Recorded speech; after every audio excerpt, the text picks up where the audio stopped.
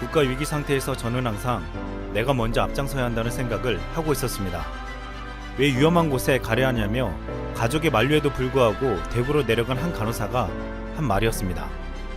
지난 17일 중앙방역대책본부는 지난달 말 100명을 넘나들던 하루 신규 확진자가 13일부터 20명대로 떨어졌다고 했습니다. 한국은 이를 신규 확진자가 20명대를 유지하면서 이제는 일상으로 복귀할 수 있을 거란 전망까지 나오고 있습니다. 정부가 생활방역 기본조건으로 제시한 일일 확진자 50명 미만 유지, 감염 경로 미확인 환자 비율 5% 미만이라는 조건은 이미 갖춰졌습니다. 마치 끝나지 않을 것 같았던 싸움은 어느새 희망적인 결과를 보여주고 있습니다. 우리가 여기까지 올 수 있었던 가장 큰 이유는 일선 현장에서 사투를 벌인 의료진과 봉사자들의 헌신이 있었습니다. 사태 초기 대구에서 하루 확진자가 최대 900명이 넘게 나오는 위기의 상황에서 그 위험한 곳으로 선뜻 내려간 사람들이 있었습니다. 그곳은 환자들이 병상이 가득 차고 의료물품과 시설, 간호사와 인력 모두 절대적으로 부족한 상황이었습니다. 곧 공공의료 붕괴가 눈앞에 닥칠 무렵 전국에서 공중보건이 간호장교를 비롯한 의료진들과 구급대원 자원봉사자들이 자발적으로 달려왔습니다. 이들은 늘 감염의 위험에 노출되었고 대부분이 15시간에서 17시간 동안 밤낮으로 환자들을 돌보며 바이러스와 싸워야만 했습니다. 특히 확진자들을 가장 가까운 곳에서 치료한 간호사들은 방호복과 고글들의 물품이 부족했고 일부 난폭한 환자들로 인해 신변의 위협을 느끼기도 했습니다. 문조차 할 수 없는 병실에 갇혀 치료를 받는 확진자들은 분노와 무력감, 우울감을 호소하며 간호사들에게 폭언을 쏟아냈습니다. 한 간호사는 근무 중 갑자기 폭언을 들으며 내가 감정 쓰레기통이 되려고 여기 서 있나 라는 마음이 들 때도 있었다며 자존감이 떨어져 혼자 숙소에 돌아가 눈물을 흘리고 잠이 들 때가 있었다고 토로했습니다. 장성숙 인천시 간호사회장은 근무를 마치고 숙소에서 TV에 잡힌 간호사들이 고생을 하는 모습을 볼 때마다 많은 눈물을 흘렸다고 했습니다. 또한 의사도 턱없이 부족했는데 대구 지역 의사협회장이 의병을 모집하는 심정으로 동료 의사들에게 호소하니 하루 만에 300명이 모였다고 했습니다. 그 중에는 나 같은 늑다리 의사는 필요 없냐며 힘을 보태겠다는 은퇴한 노의사도 있었습니다. 이 중에 보건소 업무가 마비되어 대신 무증상 환자를 치료한 경산시 한 내과의원 원장은 감염되어 생명을 잃기도 했습니다. 한국뿐만 아니라 전 세계 의료진들도 사선에서 심서 싸우고 있지만 안타까운 소식도 들려오고 있습니다. 유럽 국가들의 희생자 절반이 면역력에 취약한 요양원에서 나타났습니다. 그런데 지난달 23일 스페인에서는 양론과 요양원에서 노인들을 버리고 의료진들이 떠난 것이 발견되어 충격을 주기도 했고 이탈리아에서도 상당수 요양원이 방역 사각지대에 오래 방치됐다는 보도가 되기도 했습니다. 하지만 우리나라의 의사와 간호사 등의 의료 인력들은 끝까지 자리를 지켰습니다. 사태 초기 유재석이 가족의 만류에도 대구에 내려간 간호사와의 방송 인터뷰가 화제가 되기도 했습니다. 위험을 무릅쓰고 간 이 간호사는 가족에게 한마디를 전해달라는 유재석의 말에 이렇게 말했습니다. 잘 있다고만 전하고 싶습니다. 너무 걱정하지 말라고요. 그냥 저 여기서 잘 지내고 있습니다. 저희는 특별히 불편한 건 없습니다. 너무나도 밝게 얘기하는 간호사의 말에 유재석은 많은 눈물을 흘렸습니다. 이런 일선에 있는 의료진들을 위해 한국의 기업과 단체, 개인들은 의료 현장을 돕는 데 써달라며 성금과 방역 물품 등을 꾸준히 보냈습니다. 일선 병원에는 응원 현수막에 걸리고 지원 물품이 매일 왔으며 초등학생들까지도 손글씨로 힘내라는 편지를 보내왔습니다. 또한 확진자를 치료하는 일선의 현장뿐만 아니라 자가 격리자들에게서도 놀라운 후기들이 올라오고 있습니다. 경기도 수원시에 사는 A씨는 2주간의 자가격리 조치가 끝난 후 페이스북에 올린 글이 주목받았습니다. A씨는 격리기간이 길어지자 답답함이 넘쳐 조급함과 짜증이 났으며 먹고 싶은 것들이 늘어났다고 했습니다. 갑자기 먹고 싶었던 게 생각났던 그는 이웃들이 있는 단체 채팅방에 답답함을 털어놓았다고 했습니다. 그러자 이웃들은 A씨의 집 앞에 치킨과 맥주, 콜라와 피자, 젤리를 놓고 갔다고 했습니다. 또한 A씨의 딸의 친구는 소식을 듣고 붕어빵과 계란빵을 종류별로 사와 현관 문고리에 걸어놓고 가기도 했습니다. A씨는 이런 상황이 마치 영화를 찍는 줄 알았다며 이렇게 말했습니다. 결국 우리를 구원하는 것은 따스함이라는 생각이 들었습니다.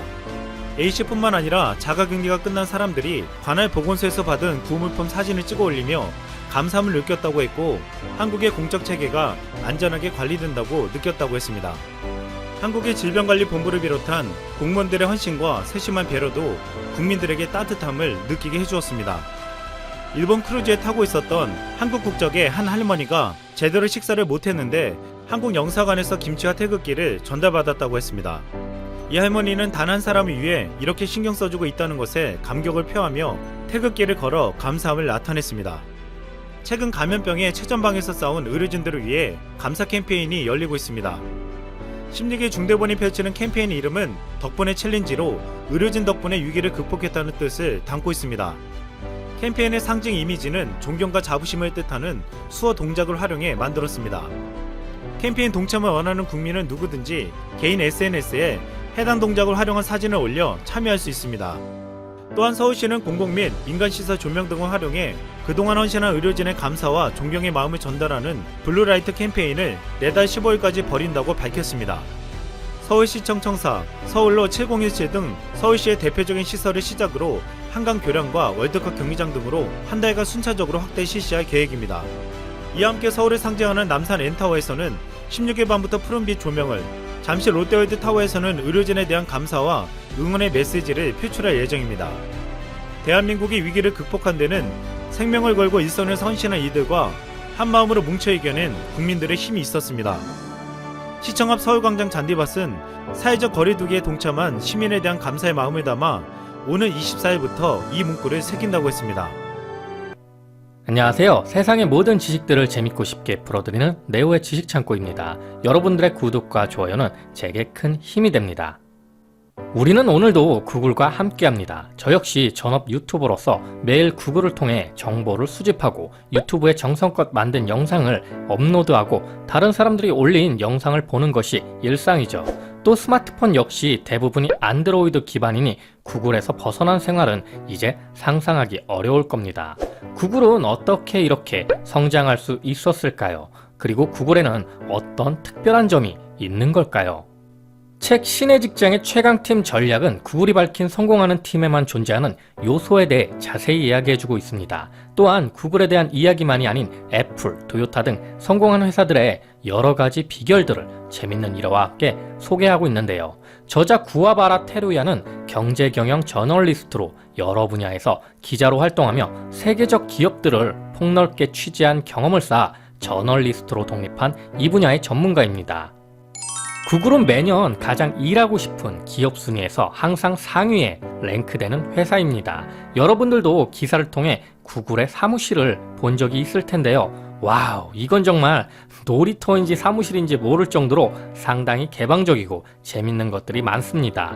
구글은 1998년 9월 탄생했습니다. 당시 레리 페이지와 세르게이 브린이 스탠퍼드 대학원 박사과정일 때였는데요. 그들은 스탠퍼드 대학교에서 꽤 가까운 멜로파크 시내에 위치한 지인의 집 지하실과 자동차 2대가 들어갈 정도의 창고를 빌려 작업실로 삼고 입구에는 구글 세계 본사라는 간판을 달았습니다.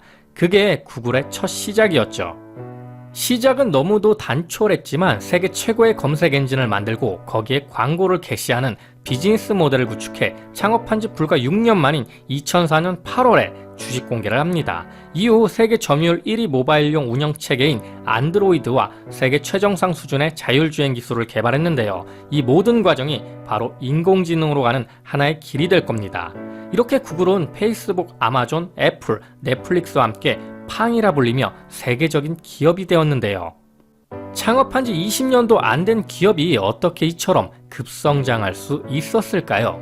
구글의 사명은 전 세계의 정보를 정리하고 그것을 전 세계인이 접근해서 사용할 수 있도록 만드는 것입니다. 바로 레리 페이지와 세르게이 브린이 원했던 사명대로 현재 전 세계인들은 구글에 잘 정리된 정보를 누구나 쉽게 무료로 이용하고 도움을 받을 수 있게 되었는데요. 팍스 로마나 모든 길은 로마로 통한다는 말처럼 정보의 바다는 이제 구글로 통한다고 해도 과언이 아닙니다. 한국의 검색 시장에서도 구글은 1위 기업인 네이버를 무서운 속도로 따라잡고 있죠.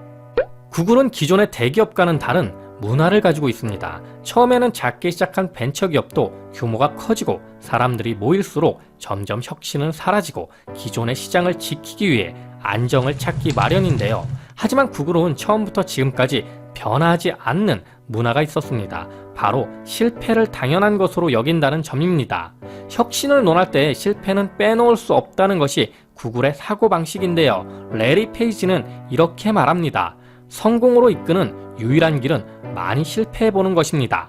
라고 말이죠. 그런데 이렇게 실패를 하고 회사에 손해를 끼치게 된다면 직원된 입장에서는 상당히 불편한 일일 겁니다. 그리고 그 실패에 대한 책임으로 회사에서 잘릴 수도 있겠죠. 하지만 이 불편한 감정조차 들지 않게 구글에서는 실패를 또 다른 배움이라 여기며 좋은 과정이라고 생각합니다.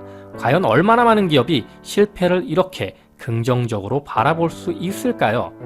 구글이 발표한 서비스의 35%는 조기 종료되거나 중단됐다고 합니다. 구글은 비디오 공유 서비스인 구글 비디오를 선보였지만 유튜브에게 참패하고 2006년 유튜브를 인수하면서 자사 서비스를 종료했습니다. 페이스북에 대항하기 위해서 시작했던 도지볼이나 구글 플러스도 중단하거나 축소했죠. 또한 트위터에 맞선 자이쿠도 조기에 서비스를 중단했습니다. 구글은 이처럼 수많은 실패를 겪었습니다. 그런데도 구글은 진행하는 프로젝트의 절반 정도만 성공해도 되고 더 나아가 그 중에서 10% 정도만 대박을 치면 된다고 생각합니다. 그만큼 많은 실패를 겪었다는 것은 많은 시도를 했다는 것과 같습니다. 새로운 아이디어가 떠올랐을 때 대개의 기업은 그 일을 추진할지 폐기할지 고민하느라 많은 시간을 흘려보냅니다. 하지만 구글은 다르게 생각합니다. 의사결정이 빠르죠. 쓸데없이 생각하는데 시간을 쓰기보다는 일단 만들어보고 나서 판단하고 문제가 있으면 수정해 나가면 된다는 게 구글의 방식입니다. 또한 구글과 음식의 관계성을 보면 재밌는데요. 구글에는 음식까지 150피트라는 흥미로운 규칙이 있습니다. 직원이 회사 어디에 있더라도 카페, 레스토랑, 주방, 공유공간 등 음식이 있는 곳이 150피트 내에 위치하도록 사무실을 설계했다는 것입니다. 얼굴을 마주하는 횟수가 많은 이와 친구가 되기 쉽듯이 구글도 이러한 교류 환경을 만들어 자신이 하는 일과 전혀 관계없는 사람과 만나 대화를 나눌 수 있는 환경을 만들어줍니다. 왜냐하면 이렇게 할 경우 상대방에게 유용한 조언을 얻거나 좋은 아이디어가 떠오르기 때문인데요. 이렇게 우연한 만남과 교류 속에서 아이디어와 혁신이 일어난다고 본 겁니다. 아이디어는 모든 곳에서 탄생한다는 구글의 독특한 문화죠. 보통 회사였다면 직원끼리 모여서 업무 시간에 잡담이 난다고 욕이나 한 바가지 먹을 일이겠지만 구글은 그런 상황을 다양한 아이디어가 탄생하는 과정이라 생각한 겁니다. 그런 구글에서 가장 중요하게 생각하는 것은 무엇일까요? 그건 바로 사용자 경험, 즉 사용자가 제품을 즐겁게, 쾌적하게, 재미있게 체험할 수 있는가입니다. 예를 들어 구글이 창업 초기에 광고주가 제공하려는 정보보다 사용자가 필요로 하는 정보를 우선한 것은 사용자 경험을 향상시키려는 가치관에 기반을 뒀기 때문입니다. 그래서 레리 페이지는 이렇게 말합니다. 누가 승자가 될 것인가는 사용자가 결정한다고 말이죠. 그래서 구글에서는 회사의 이익보다 사용자를 먼저 생각합니다. 그에 반해 회사 이익을 우선시하다가 골로 갈 뻔한 적이 있는 애플이 떠오르기도 하는데요. 애플의 스티브 잡스가 펩시의 존 스컬리를 영입했다가 그가 이익에 치중된 나머지 잡스를 쫓아내고 애플을 망하기 일보 직전까지 몰아갔던 적이 있습니다. 최악의 순간에 구원투수로 돌아온 잡스에 의해 다시 살아나면서 애플은 최고의 기업으로 거듭나게 되죠. 스티브 잡스도 사용자 경험을 굉장히 중요하게 생각했습니다. 잡스 집 근처에 살던 레리 페이지는 그에게 많은 조언을 받았다고 하는데요. 이 밖에도 구글에는 여러 가지 문화가 존재합니다. 레리 페이지는 10배 스케일로 생각하라고 하는데요. 그러면서 말도 안 되는 야심찬 꿈이 더 이루기 쉽다고 말합니다. 왜냐하면 큰 꿈은 경쟁 상대가 굉장히 적기 때문에 오히려 전진하기 쉽고 실현할 수 있다는 것이 페이지의 사고방식입니다. 또한 구글의 20% 룰은 업무 시간의 20%, 즉 5일 중 하루는 자신의 직무와 상관없이 좋아하는 일을 자유롭게 할 수 있는 제도입니다.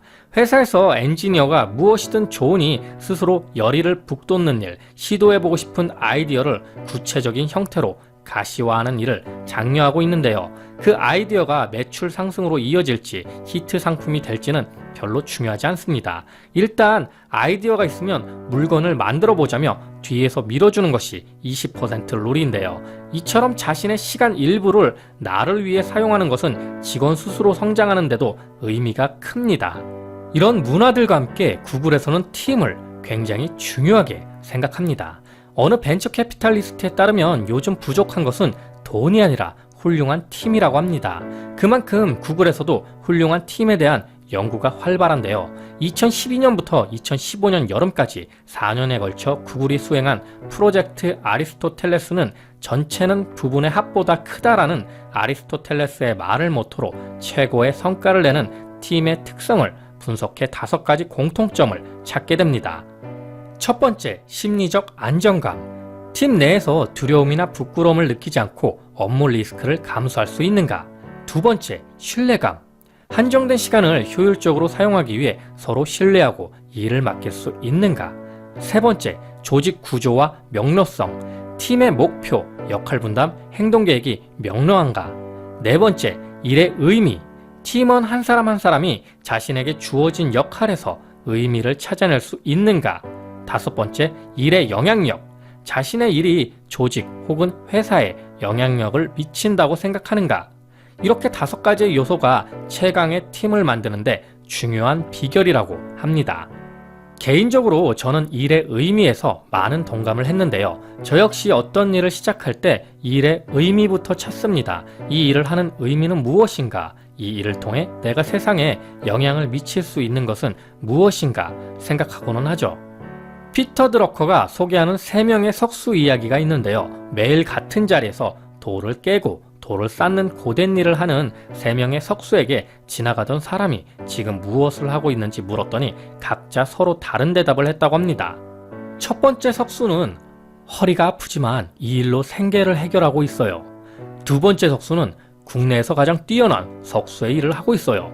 세 번째 석수는 큰 절을 짓고 있어요. 인생을 빛나게 하는 기도 장소를 만들 수 있어서 행복합니다.